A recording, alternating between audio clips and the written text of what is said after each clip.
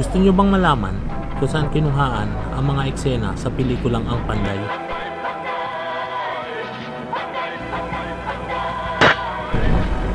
Tama ang nakasulat sa aklat na itim.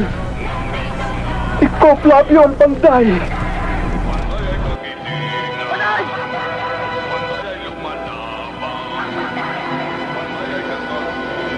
Sa episode natin ito, ipapakita natin ang ilan sa mga eksena sa pelikula ni Daking FPJ na Ang Panday.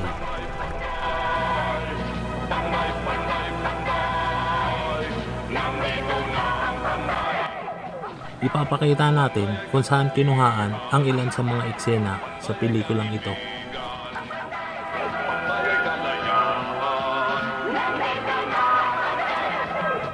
At tuklasin natin kung saan ang mga lugar na ginamit ni Daking FPJ sa kanyang mga pelikula.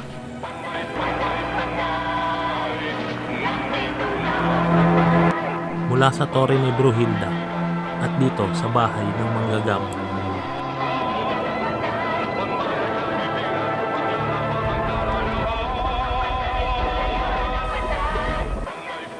At kung saan nagtagpo si Lizardo at si Brunhilda.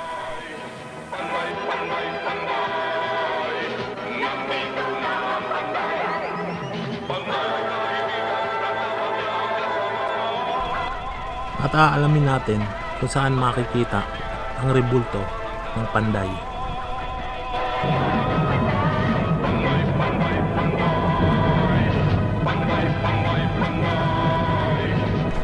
Kaya samahan nyo kami sa ating panibagong paglalakbay. I-click ang link sa baba o bisitahin ang aming YouTube page para sa buong video.